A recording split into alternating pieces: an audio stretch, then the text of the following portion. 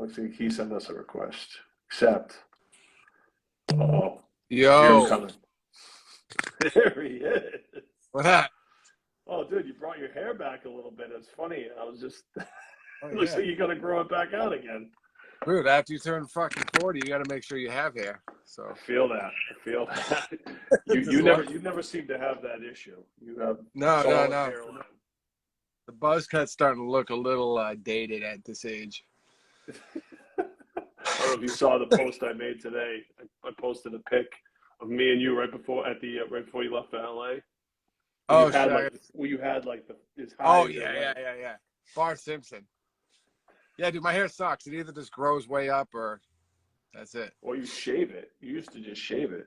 Yeah, that's usually the only option because this is what you get when you grow it out. Shaved head or friggin' Bart Simpson. Just like, yeah, exactly. And with that, I'd like to welcome everybody to the Leedz Edutainment Podcast with producer, engineer, and hairstylist Matty Harris. Formerly Matty Trump, changed his name for obvious reasons. And me and you go back. Way back. For those, I always go back with these. This is always about the backstory. And, you're in LA now, but you are a New England native. Yeah. Born in Florida, though, right? Born in Florida, moved to Maine, then moved to Boston. So. How old were you when you moved to Maine from Florida? I think 9, but we'd been coming up there since I was 2 for summers and stuff like that. Mm-hmm. We were like one of those like summer people, and then we officially then shit actually hit the fan in Florida basically, and it was the only place I left for us to go. So so Maine was it, and that's where I landed, man. And it was crazy up there. Like I was in Florida and then moved to this winter wonderland. Like my mom grew up in Florida. She didn't know about snow and all that. Like the first day there was a snow day, she put me out for the bus. She didn't know they canceled school.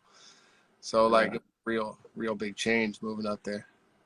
Well, I forget, in Maine, was it northern Maine, middle Maine, or southern Maine? It was middle. It was about like Bangor area. Oh. So it's a good trek. It's about 4 hours up from Boston. Yeah. That's a hike. It's a ride. Southern Maine is Portland, Maine. Most people go, that's as far as they go. Like a lot of my friends I went to high school with are in Portland now. Like that was their spot, which is like a cool little city for Maine and New England. Portland, Maine, it's actually got a really good music scene because it's far enough away from Boston it doesn't compete, and it's a cool area. It's smaller, but it's dope. I love Portland, and man, it's like developing like crazy up there. Like I was there. Damn, well, shit, COVID. Everything, there's like COVID. There's like 2 years of COVID that I just black out. But like, I was there probably 4 years ago, and man, it's like gorgeous up there now. You know what I mean? They're really developing and stuff. It's cool. So where did music come in up there? Because you got limited resources. There's a whole lot to do. I was terrible at sports, and my mother was trying to get me into something.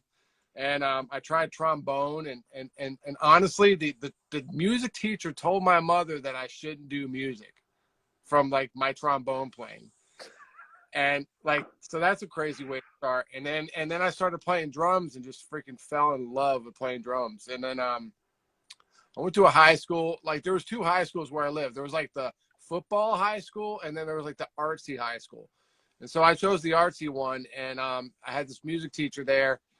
And the dude changed my life. He got me really into music and jazz in particular, and playing drums. And I started like touring with this like blues band at like 15, and playing bars and stuff with this crazy, amazing man named Mike Fay. He had one eye and would drive us to the gigs and like crash into shit and not even know he hit something. It was wild stuff. But like I started playing everywhere, and got all into playing drums. And then eventually my mom's like, you should go to college, and I'm like, like we don't really have money for that. And like, I don't really, I just want to be a rock star. And so I applied to Berklee and Hart School of Music in Connecticut. Those are the 2 I applied to. I go, if I'm not into those, I'm not going. And I got into Berklee, and that's when I headed down to Boston. So growing up playing drums first, right? Well, we'll Yeah. just X out the trombone. That didn't Yeah. work out. But the drums worked out well. Was it, were you influenced, because you're 80s kids, so was there a lot of rock and roll influence, or was you strictly Yeah, I like mean, jazz? when I was 10 years old, I basically wanted to be, Guns N' Roses. Steve Adler? Those were like those are Close my call. those are my friggin' influences, and you can see where it went. Oh, yeah. Yeah. So those are the guys I wanted to be. And then as it progressed, when I was like 15, music changed. And so I was listening to a lot of jazz. And the funniest thing is jazz is what got me into hip hop. Right. And like, because dudes were sampling all the jazz stuff. Tribe was kind of like one of my big first influences with hip hop. And then came along, like Gangstar and all that stuff. Jay-Z, eventually Nas, Nas is still probably one of my favorite, most, influential albums of my life, or that, or Midnight Marauders, I always say, are the ones that did it for me. Yep. And that's where I started, figuring out hip hop stuff and thinking about making beats and doing all that. And then, it was weird. I was kind of making beats. I had 2 tape decks, like just regular tape decks, and I would record drums to one, and then I would play that tape back into the other tape deck while playing the next instrument. And so I was kind of making beats like back in the day like that. And so like before an 8-track? Eventually I got a 4-track player recorder. You know what I mean? It's so But you were making your own 4-track, basically. Yeah. So I'd have my band and my boys. We'd come over and play stuff on a little 4 tracks. That's all you had. You know what I mean? It's so crazy to say that now. Yeah, we had one too. All the stuff we have now. But that was it. I had a 4-track recorder. And then eventually when I got to Berklee, I started interning at this studio called Dope Town Studios. Dope Town. And it was weird, dude. Together, Matty. I know. It's all coming together. It was right behind Fenway Park, which was wild. And it was a cool spot. And this dude, Dez, was the producer there, him and his boy Cologne. And not Desi, but older Des, Desmond Powell. Dez, not Desi. Yeah, not Desi. Yeah. Des Powell, who was a Waltz guy a lot, and he taught me in his own way how to make beats. Like I know he was clowning me, but he would give me like a with the MPC, and give me like 4 kick drums and tell me to make a beat. You know what I mean? And like just leave. And that's the only sounds he gave me. And so I started learning how to tune a kick drum and make it sound like a snare drum. Right. And just started going from there and learning from those guys. And they were big into R&B and stuff. So that was like, I started learning how to make R&B records and pop stuff, and started working with artists in Boston, through that place. I think Lexi, her name was Lexi, was the first like artist like I produced. And it was like this like poppy, like Britney Spears wannabe shit. And, but it was dope. It isn't dope listening now, but it was dope then. What year is this? Like 98, 99, 2000? Yeah, around 99, 2000 area. Yeah. So you started off. So you went to Berklee. Did you go to Berklee for production, or did you go to Berklee for drums? I started off going as drums and quickly learned that jazz drumming is not a great industry to be in. And plus, man, it's like I was really good at drums in New England. Like I won I won awards and shit like that for New England. But dude, when you go to Berklee, it's like you versus the world. You know what I mean? And like I'm like, dude, I'm not that good of a jazz drummer to compete with that guy. You know what I mean? And like, there's only so many guys eating on the top of the jazz train. You know what I mean? Yeah, like, it's like what's it, like Whiplash over there? Yeah, exactly. Yeah. But dude, I mean, there's guys who are just nasty. You know what I mean? And I'm like, I'm not gonna play jazz for the rest of my life. And so I was already getting into making beats. And by interning at Dope Town, I switched to music production engineering over at Berklee. That's cool. So you're at Dope Town. When do you make the transition to Waltz audio? Yes. So I'm at Dope Town. Eventually, Dope Town shuts down because it was a Dope Town. And and I applied. I applied to intern at Waltz Audio, which is infamous Boston studio where we met, or either there at one of the shows. Yep. And I started interning at Waltz, and dude, it was so crazy because like I was so new, like I was just learning how to get into production. And Waltz was a pretty like it was probably one of the better studios in Boston, and they had like the real gear and all that stuff. And now I always like to tell kids, like nowadays, like when I started, like we had a tape machine, like the 2-track analog machine, and Pro Tools was just getting started. So I got myself a little computer and learned Pro Tools because I was like, this is the way of the future. You know what I mean? Like this is how it's going to be. But it was crazy back then because we would have the tape machine, and then maybe we'd edit some vocals on Pro Tools, and then you needed another computer to get the MPC to trigger with all this stuff at the same time. So it was like you had to have like 5 machines running at once to do what you can do in Pro Tools today. Right. And dude, it was like, and the owner would just throw me into the fire. He's like, you got a session tonight at midnight. Like I got the shit sessions, and like 20 dudes would roll in like with blunts and beers. And I'm like this new kid trying to figure out how to work a studio. Like it was crazy. Like it was some intense shit. Like dudes were mad because I didn't know what the hell I was doing. You know, they're like, yo, pay a lot of money. Yo, man, you need to get Pete in here. Like, you know, like Pete Boards. Shout out to Pete Boards, one of the greatest engineers in Boston to ever do it. Yeah. You know, and they're yelling, get Pete in here because you suck, bro. You know what I mean? And so, like, it was crazy. And you know, we've talked about Waltz on here before. Waltz was a multi-room recording studio on Boylston Street in the heart of Boston, Massachusetts. Right. How many rooms, let's just recap, how many different rooms did it have? There was talk about what made Waltz great in general. Yeah, well, when I started, it was one room actually. And there was when I first started, it was just Studio A and the live room. And the rest of the whole building was what was it called? It was like the Boston Film Society or something. And they were in there, they had like editing bays and were doing like, you know, movies, casting and stuff. And they hated us because like they would have these castings and like, you know, we did a lot of hip hop. So if you were like this normal white person, like our clientele was a little crazy. You know what I mean? I just want to stop you real quick. Sam Gerber says, yeah, there was the cocaine room and the whiskey room. Yeah, that was later on. So like, you know, there was Boston Casting there and then us. And then eventually Boston Casting was leaving. And Tom Waltz, the owner, decided to take over the whole place. And that's when the cocaine and the whiskey room was built. Sammy just also wrote casting couch room. Yeah, there was that too, actually. Some videos there. He's getting good there, Sammy. That's funny. That was a wild place. But you know, when we talk about what made Waltz great was just the people that you would see. Like even if you weren't working with them, you know, you'd run into all the musicians and all the creatives that would walk in and out of Waltz, recording here, recording in your room. Like it was just a really, really awesome place, you know, for that time. Even today, like after being out in LA for 12 years, like it's still like my favorite studio of all time. It was a magical spot, you know. There's always something going on and musicians and artists and, you know, it was just a great place to be and create, you know. Yeah. And like, you know, let's talk about like, you know, all the early Boston hip hop stuff was there. Like Creators recorded there. Who else was recording in there? Creators, Edo was there.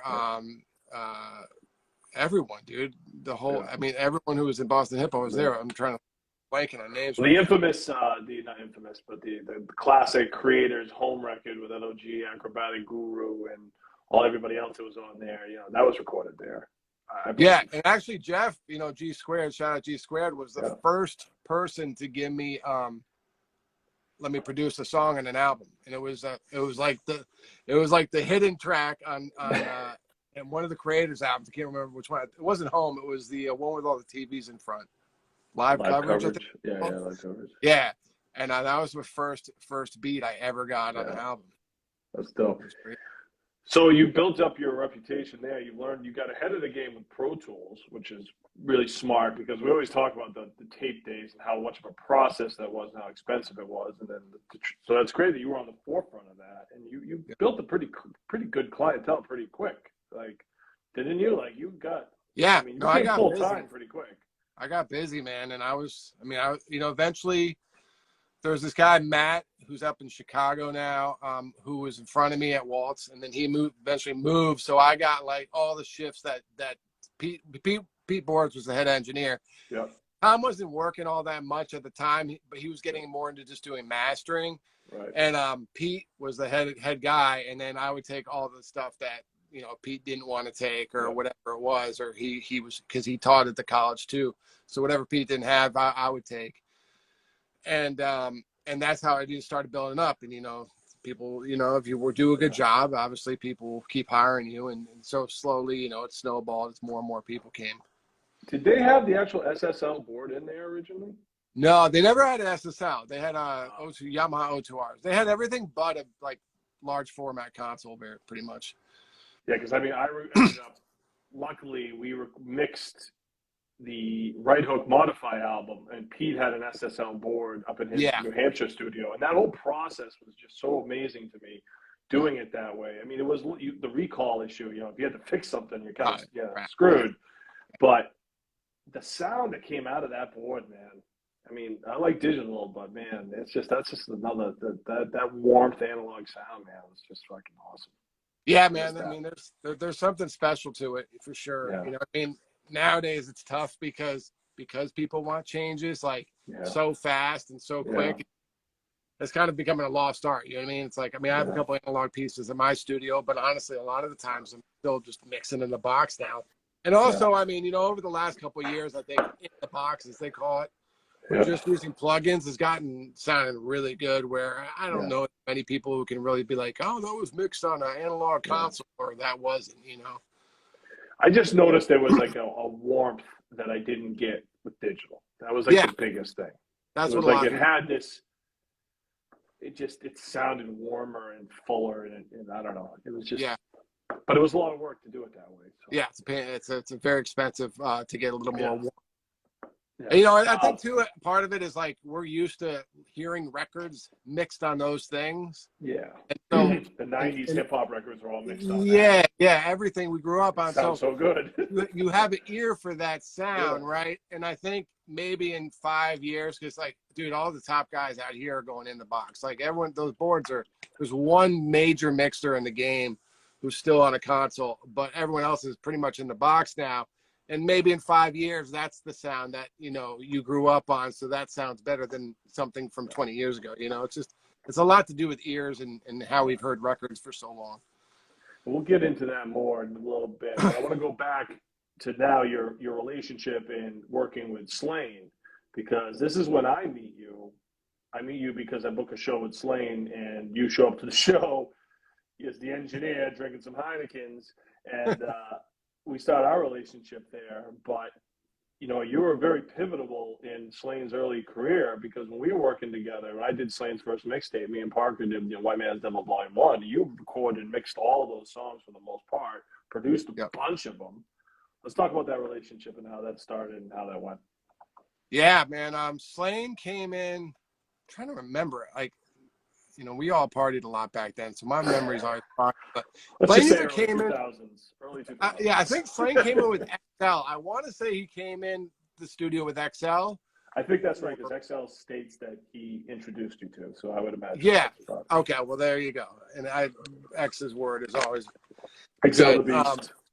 XL the Beast. Yeah. And so I met him through X, and then we just kind of hit it off, both musically and on a friendship basis. I mean, I think a lot of it was we just both like to party real hard, and so we hit it off pretty well. And yeah, man, we started working together, and man, those times were crazy. We had this guy, and he was a crazy dude in South Boston, and he was funding the thing. Yeah. Yeah, I know what you're talking about. He was funding the thing, and man, it was just so crazy, and. But yeah, man, we worked on a ton of stuff, and we developed a good relationship and started working together quite a bit. Let's just share one. Tell me one crazy session from those days, of something that stands out to you, one crazy session of recording. I mean, one time, one of the crazier times was DMS was in town. Damn, what was the band? I don't remember which band it was, but they were playing at the Paradise. Jamie Josta told everyone that there was an after party at the studio on stage. And Yeah, at Waltz, and literally 40 people came, and like it was a crazy party, and people recording and all this stuff, and that was, but that was like sometimes that's when the magic happened. You know what I mean? Like we got Jamie on a hook or something like that. People would come and party and get on songs and stuff. But yeah, man, that was a lot of bad news. Yeah, I mean, it ended bad, but right. The beginning, that era of you guys recording together is really the birth of Slaine. Well, Slaine reinventing himself after coming back from New York and Boston, and those two mixtapes, Volume 1, Volume 1, Volume 2, is really the birth of Slaine, and that it captured that era, that sound that came out of there. That's pretty classic. Those are classic moments, man. Yeah, man. And what's crazy is so the whole thing with Slaine and Waltz and me kind of ended bad. I don't know how far you want to get into it, but we can talk about how it ended if you want. Yeah. So I don't basically, want to push it because I know you don't like to talk about everything. So no. Just talk about so basically, the whole deal with Slaine's label thing fell apart, and me and him started recording together off the clock, late at night. You know what I mean? Yeah. And Tom wasn't a big fan of that, and but I just kept doing it because I didn't give a shit, and I was young, and I was like, I got clients and all that, and I eventually lost my job over the whole thing. And you were producing it too. That was the thing. I was producing with them, recording with them, and all that stuff. But Tom eventually charged us. He's like, if you want to, so we have like 50 Slaine songs that Tom has. And I still think about calling. And me and Tom are cool again now, but I keep thinking of calling them and being like, man, I'll throw you $500 just because I love to hear it. I mean, I don't know, it might be more than that, but just to hear him again. I'm sure Slaine wouldn't even want to hear it at this point. Oh no, he won't hear it. I just want, just for the records and the archives. How would you describe your production sound at that time? Because what was different was that time, early 2000s, very boom bap heavy sample era, right? Really underground. Yeah. You weren't really that producer. You were more musical. Describe the challenges being a producer there, or your sound in general. I loved all your stuff, but it wasn't traditional Boston East Coast hip hop.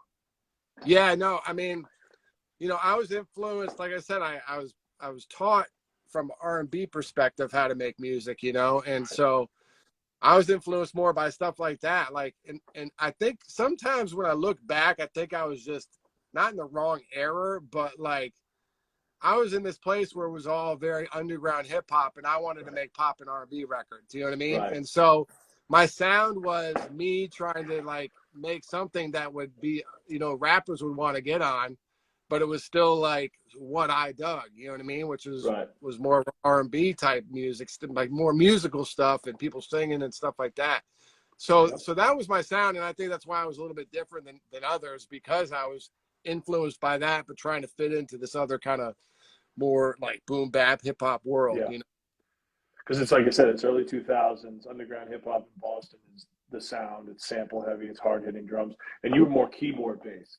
Yeah, exactly. I didn't really sample that much. When I did sample, it was dope. Like, You Don't Love Me Now with the Slaine record was like still one of my favorite records. Like, that was, obviously a sample. Was that Fleetwood Mac sample? Yeah. But I mean, but the reality of you was you were actually playing the music and the beats. Yeah, and that's a very important skill for producers these days, because the sample laws just get tougher and tougher, and it's like you could play it, and that was, and when I work with the archetype, it's the same thing. He can play it, right, and that gives you more range, Yeah, 100%. More ability to commercially do a lot more because you can do that. You don't have to worry about clearing something or getting sued.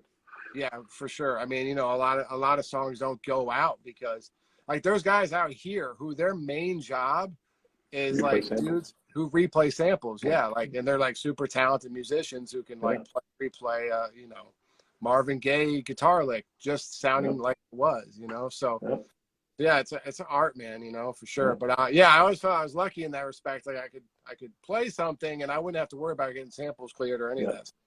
Yeah, and you can really do a lot of stuff. We made a ton of music that was all different. It wasn't, you could do guitar, you could do rock, you could do R&B, you could do hardcore hip hop, you could do it all. So props to you, man. Oh, thanks, on that production too. You're a slept-on producer, and I'll tell you in Boston. I know. But we'll say, wanting to do you always I remember you always kind of wanted to do more than just underground hip hop, and you actually got your shot because along came Mr. Sammy Adams, and let's talk about that because this is also a big pivotal movement for you. But along comes Sammy Adams, who I knew before he blew up. You knew you were working with. Talk about meeting him, working with him, and where it goes from there. Yeah, so I met Sam. So I switched over to Cyber Sound Studios, which is still in Boston. Shout out Perry and Cyber Sound on Newberry Rob Street. Whitaker. Yeah, Big Rob.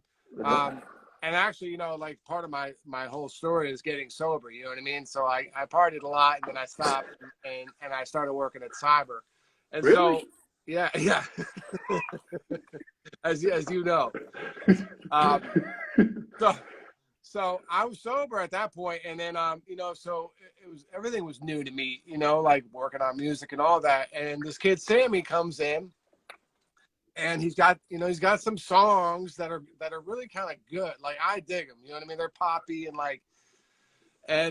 but they're all super rough drafts, and so we started working on stuff together, and I'm like, we could replace all the drums on this song and like do something with this, and we like structure, like everything wasn't like structured, so like I started helping him with the structure and the songs, and he had this song that it was the College Dropout, Asher Roth, old like the remix of it. That was his name, Asher Roth, right? That was it was Asher Roth. I love college. I love college. So Sammy made I Hate College. Right, I hate college. And it kind of went viral before the word viral was even around. You know what I mean? It started popping off a lot of the colleges around the country, basically. From what I learned, it went viral or got popular through YouTube. Now, this is back when YouTube, where you could get really popular for doing covers and variations of songs before they really cracked down on that. Yeah, like there wasn't a YouTuber, like that world hadn't really. I think it was just it must have, from what I know, it traveled that way. I could be wrong. It did. No, you're 100% right. It was on YouTube, and so he started getting some buzz from that, and it really took off. And the colleges, like he was talking about, like he had a niche that no one, and I always tell this to new artists, like find a niche that no one else is doing, right? And he had that. He was a white rapper who was rapping to the college kids about being in college. No one did that. Like, sorry, like no one had taken that niche yet.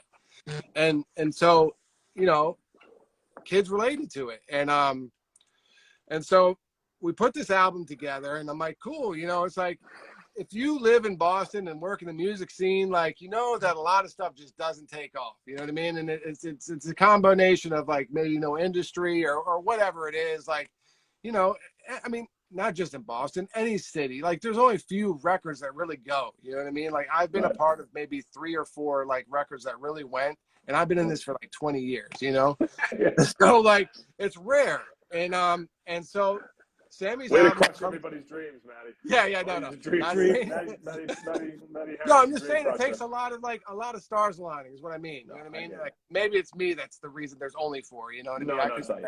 I could be the factor. It's not you. But yeah, so Sammy's record comes out on iTunes, and I'm in the studio, and I'm like, I get a text like, dude, like that. The record's like number 20 on iTunes charts. I'm like, oh, that's fucking cool, man. Like, damn, I never heard of that happening. And then like as the session's going on, it's like, dude, it's up to number 4. And I'm like, wow, like really? And like next thing I know, it's like, yo, Sammy's record's number 1 on iTunes, and like we just beat out DJ Khaled. You know what I mean? I'm like, what the fuck? Like this is wild. Right. And so yeah, man, the next day, like, we get calls to, like, go to LA and all this craziness. And then Sammy's got a show, and the underground dudes of Boston are not having this white kid who released his album called Boston's Boy, and releasing it and being the face of Boston hip-hop. So, Slaine's ready to kill him, and they're going to shut his show down. And I had to talk to X once again. X came in and like kind of smoothed it out between everybody, and everything kind of calmed down. Then later put out a diss track after. Yeah, exactly. Yeah, Smoothed it out to put out a diss track. Yeah, it was wild, but I understood both sides. I understood all the dudes had been there for years, and some kid comes along, names the album Boston's Boy, and like, you know, but whatever, it is what it is. So yeah, that's what got me on my move out to LA, and you know, we met a lot of big dudes in the game out here, and you know, started making some moves. That was, I mean, I knew about Sammy Adams, you know. We did a couple of shows together before this album came out, and I could see that there was all these people at the show, and I was like, "Who the heck is this kid?" Yeah. I thought he just had a lot of friends. That's all I thought it was, because you see that every once in a while. You know, do these shows and just like all their friends and family show up, and you think that's it was the first show ever kind of thing. We did one at the Western Front, packed, crazy, and then did another one at the Harper's Ferry, still packed, and I'm like, and he was good. He was good live. Like, he had good energy, and the crowd gave him energy, and you could tell that he was good, but I did not see that coming. No, I did not either. When he went to number one, obviously it was a controversy that, you know, his label had paid for all of that. Right. Was there ever any speculation on that? I've still to this day never been able to get a clear answer from anybody on it. I mean, I've been told by many people that they got records that it was. I've talked to the guy who owned the label. He swears to God that they never did. So I don't know, man. But the reality is even if that happened or not, there was legit fans at these shows. It was both, yeah. If anything, it wasn't. These were packed events. I mean, he sold out House of Blues in Boston, Massachusetts. I remember he brought you out on stage in front of the sold out show. Yeah, that's what I'm saying. Like, you know, even if they had, and you know, newsflash, every record label does that, but it was real. You know what I mean? The shit was real. He was touring around the country, doing 75% capacities in Arizona. You know what I mean? Like, it was a real thing. And it was the birth of the so-called Frat Rap Era. Yeah, coming off. Yeah, I mean, Sammy started it, dude. Like, you got to give him props. Like, he started frat rap in there, and he even, you know, and Mac was part of that too, kind of. And Matt came later, actually. Matt came later. And what was crazy is how fast it went. Because, like, within that album drops, he's touring, doing major shows. Every label wants to sign this kid. He makes a mistake in calling it Boston's Boy. That was his biggest mistake, because he wasn't from Boston. He's from Cambridge or whatever. But, you know, we all said bad Boston back then because that's where we performed. Right. All the underground rappers are upset. I get it. But it's just the reality of the song. The song takes off, you go with it. It's not anybody's fault. Right. But it's hard. It's hard to sit there, pay dues, and do all this stuff, and you know, and all of a sudden, someone that doesn't pay as many dues just gets this fast forward. That's tough to watch. It's tough to digest. Yeah, for sure. You're a human being. Any human being would feel that. Yeah. But anyways, he goes on his path. How long from that album takes off to you end up moving to LA? How long did that take? It was short, I feel like. I was out about 6 months after that album hit. 6 months later. Well, yeah, my mom passed away in the middle of all that, and I forgot about that. And as you remember, and like, you know, rest in peace. Yeah, rest in peace. And it was just kind of like, what am I doing, bro? Like, am I gonna stay here? Or I got a chance to go to LA. Like, I got a freaking ticket, and I got a check. I got someone who's going to pay me to go there for at least a year. Let me try this, man. Like, it's always been something like in my head, like, dude, like, if you want to make it, you got to go to LA or New York. You know what I mean? Like, everyone's heard that I grew up in Boston. And so I was like, fuck it, dude. Like, I'm going to try this, you know? And so I packed up my Toyota Camry, and I headed out, you know? And, crazy. And it's been a crazy ride since I got here, though. You know what I mean? Like, it has not been all like, all what you think it's gonna. Yeah, I don't want to talk about the reality of LA, because I think it's very important, because a lot of people think like, I'm going to go to LA, and you know, that's where the industry is. Don't get me wrong, but not everybody can make it, and it's not for everybody. Right. You went out there to try to also, you know, not only work with Sammy, but to also make yourself known as a producer. Yep. And you got into these situations of just making beats and talk about what the reality is for these producers out there in those small rooms trying to make a hit, and the factory lifestyle that kind of comes with that, because there's a lot of churn and burn out there, right? Yeah, I mean, you know, it's you know, you come out here, and I was so green, like I just didn't know how the business worked or anything, but basically you're a songwriter, you know? Right. And you know, I got hooked up with a pretty good manager, this guy Tom Fay, and he hooked me up with, you know, some big writers and put me in the rooms with them, and they would come in and, you know, he'd say, "Ah, nice to meet you," and then you start working on a song together. You know what I mean? Some emotional thing, and it was pretty wild. And then you would just do that every day, maybe 2 sessions a day. People would come together and you guys would write a song, and then you would take these songs, and when you found one that you thought was pretty good, you know, you'd pitch it to, you know, Rihanna or whoever was looking for a record that month, you know?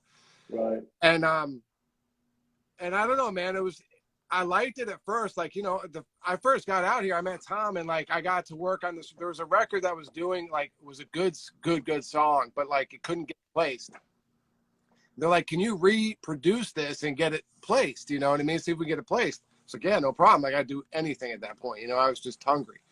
And we did it, and it ended up being one of Kelly Clarkson's biggest records ever, which was "What Doesn't Kill You Makes You Stronger." Yeah, it was good. And I didn't get any credit on it, but like, I got a shout out in Songwriter Magazine from one of the writers, so I guess that's cool.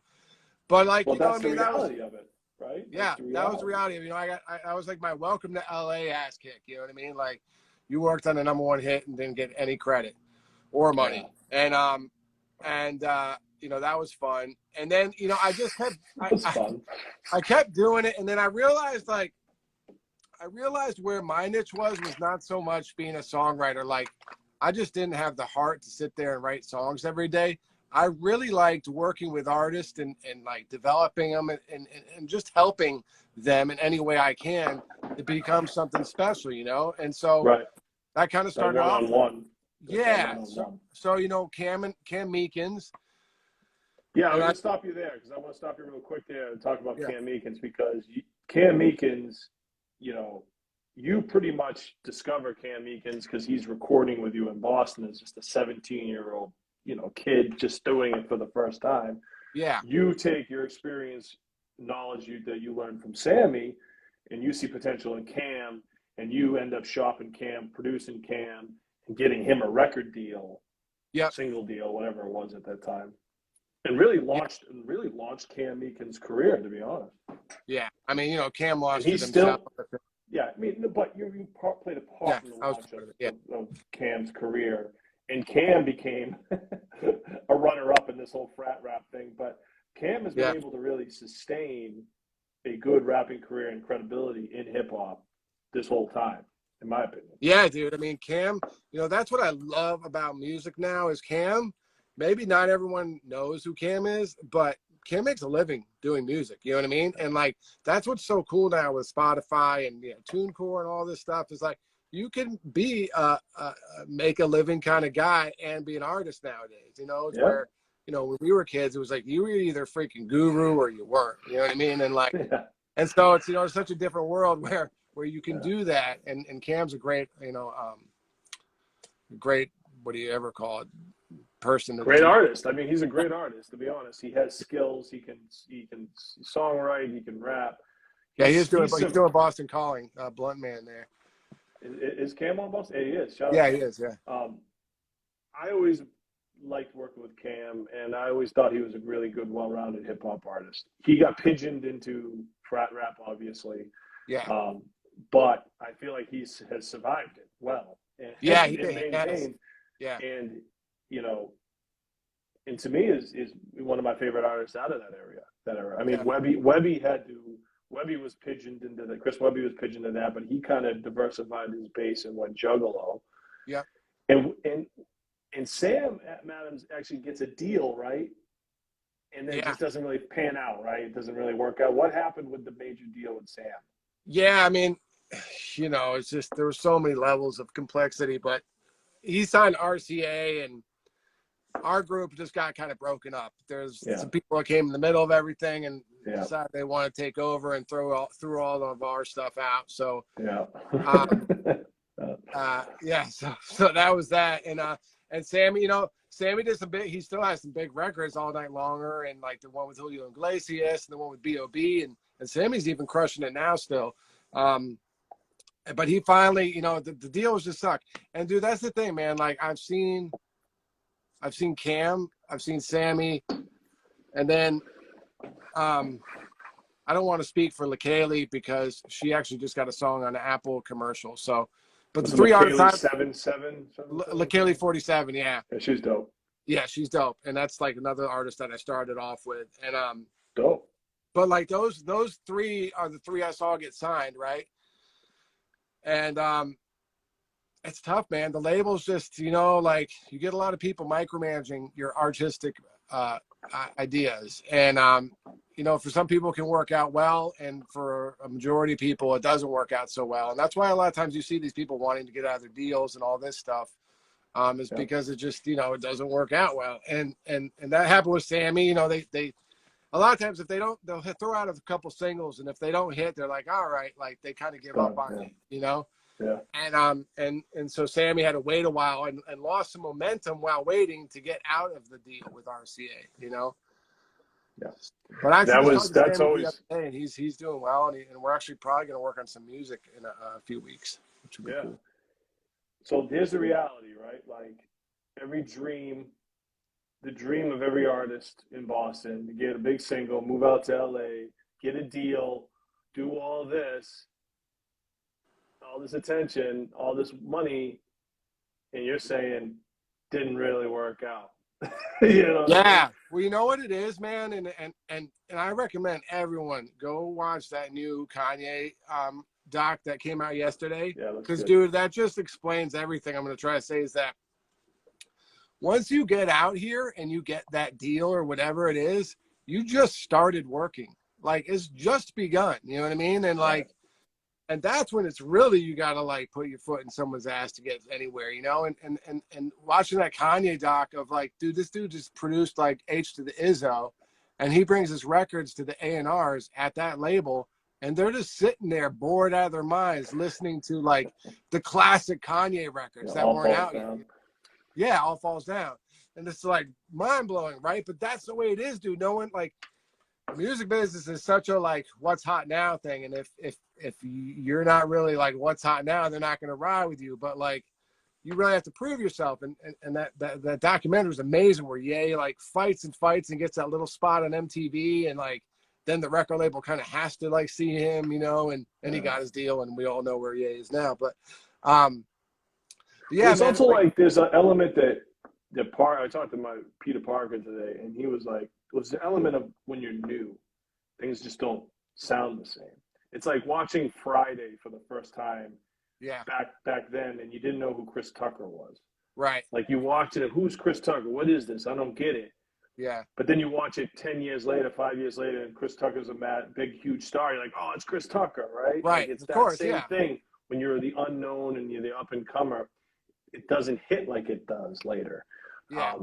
And that was just a good point that he brought up. I was like, oh, that's an interesting way of looking at things back then, Yeah. Well, that's how probably these guys look at it. Like, who is this guy? Yeah, I think a lot of the misconception is once you get a deal, it's like, I made it, everything's good. But it's really like once you get the deal, it's like you got to fight the label and everyone else now to get in where you fit in and make your career work, I think that's probably what happens a lot of the times is the artist just kind of lets the reins let loose and thinks that, they've made it across the finish line. They got a deal and it's all good now. And it's just not the case. Yeah. You really got to really work extra hard once you get here. Yeah. I mean, especially these days, it's not like, maybe that's the way it was back in the day. I don't know, but there was a lot more money going around back then. So maybe it was, I mean, I remember interviewing Suge. Well, don't get it twisted. Like, the money's going back around again. Just the label, we just don't know about it. Okay. All right. These dudes are getting paid from Spotify now. It's just as good as it was back in the CD days. All right. All right. Suge when I interviewed Big Suge, he said like all the rappers back there in the 90s all had deals, got paid tons of friggin' money in advances, right? Turned in albums that all got shelved. but they Yeah. still got paid. They still got paid enough that it was like, oh well, whatever. Yeah. But nothing came out, so they were hurt as an artist, as their brand, show value and all these other things Right. they could make money. But they just took the money up front and got shelved. And I remember that being a big thing. I mean, I heard of instances where they would sign an artist just because he was a little bit like artist they had out already, Yeah. and just shelf him. You know what I mean? Like, I wouldn't be shocked if that's not true. Yeah, I mean, because if you're a label, you want artists in different areas because you're only going to be able to promote one type of thing, right? Like Right. you can only promote like a Kanye West type of artist, or I think that's probably what happened with Sammy Adams because they had G-Eazy too, right? Yeah. I honestly do think that's kind of what happened. G called a little more fire, and they're like, and oh, G gets all our... the, and that's the issue, right? So like Yeah. so if you have two of the same sounding artists, you're gonna get that's a conflict of interest. Yeah, 100%. So you realize that okay, this whole major label thing might not be the way I want to go. So then you develop artists, and then you kind of go into this mixing and mastering business you start on your own. Yeah. You always were an engineer, entrepreneur, but now you're like, I'm really going to create this new company, mix and master my song, and talk about that because I mean you've been doing well with that for a while. Yeah, man. So after I kind of realized after a couple of years, I didn't want to be a songwriter or producer. Like that just wasn't in my blood, man. Like the way I saw some dudes out here, and I always just loved engineering and mixing though. And like mixing's so much fun to me because every day is a new song. It's a new challenge. It's a new how can I fix this song and make it better without taking away the artist's like vision. You know what I mean? Yeah. And so I just really I was like, that's really what I want to do every day is mix and master people's records. And I also realized that I like working with independent artists a lot. And I found a niche where I was noticing a lot of the recording studios were closing because everyone was getting a little mini Pro Tools rig and a mic and recording at home. You didn't have to go to the studio anymore. Yeah. So I realized there's a space for online mixing company where artists can send their songs in and get them professionally mixed, and then they can go put them on Spotify. And so I was like on a whim, I took all my savings and started this little website, and it slowly started working out. You know what I mean? And I've since worked with a ton of great artists, and some have had some really big success. And every day, more songs come in, and it's been really cool, man. I get to work with all kinds of independent artists, and what's wild and what's so cool about the world now is like right now today I'm mixing a record from Colombia. You know what I mean? And then the artist after that is this amazing artist Ria from New York. You know what I mean? So that's today, and then tomorrow is an artist from France, and it's I'm mixing music from all around the world, and it's so cool, man. I really love having this and being able to support my family at the same time, And you talk about mixing for independent artists, but you just also mentioned that you're also mixing for some major label. Yeah. Yep. I do quite a bit of label stuff too. I do a lot more mastering for the labels, and then my buddy Anthony, shout out to Anthony. He's been bringing me on some mixes of some cool artists that we've been working with, like Eric DOA, and he just started working on the Cuckoo album, which is dope. And the other cool thing we got to do was this kid Little Huddy, who we both mixed, and that had Travis Barker playing drums on it, which was kind of a cool thing to do with Travis playing drums. So yeah, man, I still do a lot of label stuff. But my bread and butter is independent artists and working with independent artists. Yeah, talk to me about the challenges of mixing at this point. How has it changed? How has mixing records changed from what we just talked about, from you just being on the forefront of digital, going Pro Tools, to now? Where are we at now mixing? So now is really different. I mean, when I first started, I remember when I first started, and I didn't even know how to mix yet. I went to the studio with G Squared from the Creators as I was 20 maybe, and we went to New York City to have some guy mix the record. You know what I mean? And we gave him the reel, and left and put him up to his thing. And you just start with faders down and turn up the kick and start mixing, you know what I mean? Whatever the guy thought was right was right. And of course we came back and it wasn't right with G, because G's a perfectionist. He's a perfectionist. Spent the next 6 hours with that guy telling him what he did wrong. But what a crash but now, for you right there. First session, yeah. G squared in New York. Oh my Lord. Yeah. That didn't scare you out of mixing. I don't know what else could. Shout out to Square. He's a perfectionist. The mixes always come out crazy, but the process involved is, let's just say, it's very intensive. Yes, me and him had quite a few yelling matches at Waltz Audio. I'm never working with this guy again. But no, the final product, nowadays, the final product does sound good, though. I'll say the final product. Yeah, it does, dude. He's great. He's great. It's a lot of work nowadays, yeah, a long time. Nowadays, though, everyone's working at home, right? And so there's the line of mixing and production to me have blurred a lot, you know? Yeah.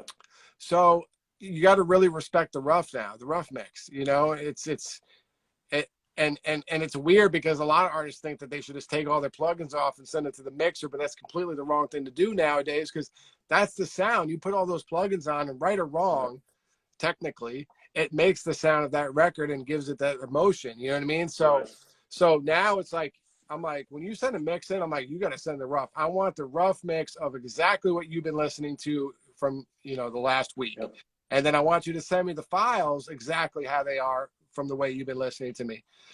And then I'll maybe ask them to send them dry too, so I have them, but I always want to start from the rough and then make that better. You know what I mean? And so that's really how it's changed, is like, the mix is like close. Like I was thinking about it the other day. It's like, because mastering is kind of like the final touches, like make sure you're leveled with the same with other songs in their album. And if, you know, maybe that record needs a little more brightness, or maybe this record could use a little more bass, or maybe it's a little harsh in the mid range. That's mastering. It's very broad stroke stuff.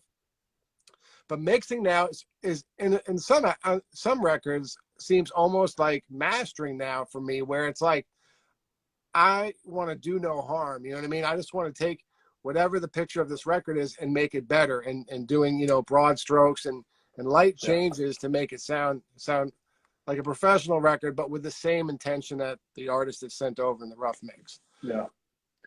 So it's changed a lot in that respect, and it's a pain in the butt, to be honest. Yeah. Having your record mixed properly is huge. Yeah. Like, it's amazing to me how many people don't take that as serious as they should. I mean, I think it's getting better now, but there was a point there where I was like, man, what are people uploading here? And I still hear it every once in a while. I'm like, man, you let this go? And they'll be like, they'll have like a decent feature on there too, like a featured artist. And I'm like, this is the mix? Oh my Lord. But, you know, I think it was, you know, it was home studio growing pains too. You know, it was a whole new technology, a whole new way of doing things. And now it's like a lot easier to get a better sound. And you know, people can buy like a slate mic, which is like, where you can get it for $600 and they sound amazing. You know what I mean? And so like, it's leveling up slowly too. And, you know, just people learning, going on YouTube and learn how to record correctly. Stuff like that has gotten, I think, records better as well. Yeah. I mean, I think that, you know, recording and doing pre-production in your house is awesome. But, you know, if you don't know how to mix, have someone do it. You know, it's not going to break the bank. And you really, you know, what's going to make you stand out, especially in an era where there's 60,000 songs uploaded to streaming sites a day. Yeah. So you need to make that song sound as good as possible if you even want to attempt to stand up. Yeah. You know, like I always equate to this. I'm like, you can learn how to fix a car watching YouTube videos, but like, can you really fix a car? You know what I mean? Like, it's the same thing with mixing to me. I mean, you can mix your record at home on your own, and maybe that will work out. And some guys are really good at it, you know. But you know, sometimes it's good. Even just getting another ear on your record can make a big difference, you know. Stuff you might not hear, or you know, I mix every day, like 2 songs a day. And I learn a lot of little things that happen from doing that for 10 years, you know? And so, you know, there's just a lot of stuff that you might not hear, and you put out your record and it's like, okay. And, you know, you're up against a bunch of other okay records, and you're just not going to win that way, you know? So I want to talk about the pains of it. So you've been an engineer for a while, and you know, you engineer, you're gonna mix some bad music. Yeah, for sure. And I knew there was a point when you were in LA, in Boston. I'm not gonna say that all your clients are bad because they weren't, but there was a point where you were like, I just can't mix this stuff anymore. Like you had burned yourself out. That was more. Does that don't happen anymore? Do you ever like, I can't mix this stuff anymore? I mean, I know you got to pay the bills and all that. Well, a little bit of the difference was in Boston was recording, and that's a whole nother art. Oh, okay. So it was the recording you didn't like. Yeah, I got burnt out with recording people. It was just like, well, you know, most of those sessions usually have to take place late at night. There's a whole lot of blunt smoke and a whole lot of alcohol.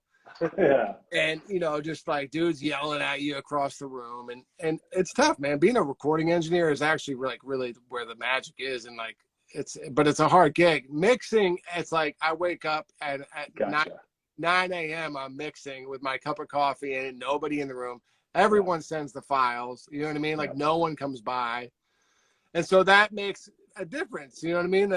I honestly miss people sometimes. And it's like, but just no one wants to come to the mix. Like I told this A&R who lives 30 minutes away to come by and just do the edits with me. Like, no, just email him. Like no one wants to come by. Yeah. So that makes it, you know, a lot easier as far as like your mental. But, you know, there's some days where it's just like, you know, that's part of the problem of having an online company where people can send in what they want.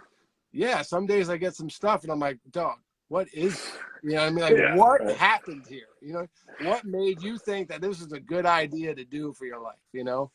Yeah. Do you ever get mixes where you're like, I just can't do anything with this? Yeah, I've sent stuff back for sure. Yeah. I'm just like, dude, I'm not going to waste your money. That's more so what it is. It's like, dude, I'm not going to be able to make this sound anywhere near a record. No. You need to go find a new microphone, a new voice, and try this all. Start all over, bro. Yeah. I want to talk about also this new. We talked about it on the phone briefly. What Apple is doing with the surround sound mixing. What's it called? Atmos or something? Dolby Atmos. Talk to me about what exactly this is. Because Yeah. I had a little. This happened on my headphones the other day. Oh, okay. Looking at the studio here. It looks like you're already mixing in Atmos. Okay. Yeah, you can see all these speakers. It's not quite set up yet, but.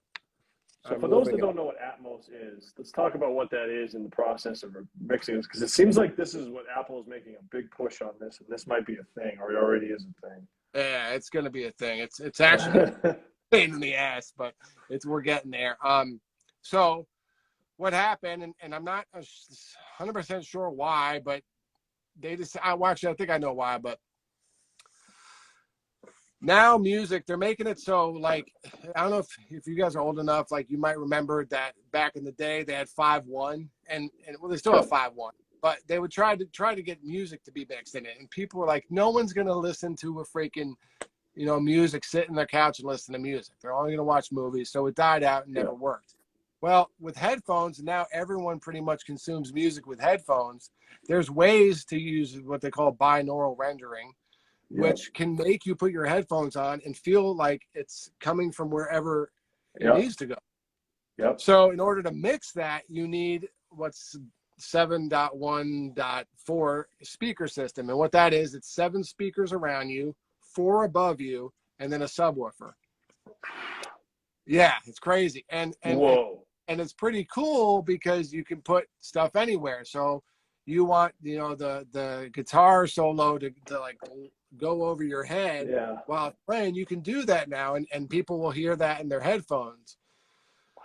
So the idea of it is super cool, and I'm all on board for it. The implementation's been a disaster, and and it just like, it was like we all kind of knew about it as engineers, but it just suddenly was like, hey, Apple's now putting music out in Dolby Atmos, and actually we're preferring it. So if you put your record out in Dolby, you might get a better chance of getting on playlists. Why does Apple want to do this? Because they want to sell tons of headphones, right? Yeah. So now it's like, now it was like mad dash to get an Atmos rig going, and like, you know, I'm even, I mean, I don't think I'm behind the 8 ball on it, but I'm moving a little slow just because I have still so much work in stereo that it's like not a priority for me, but it's more something I want to get into and slowly become fun. So I bought 11 speakers. And that sounds pricey. Yeah, it was crazy.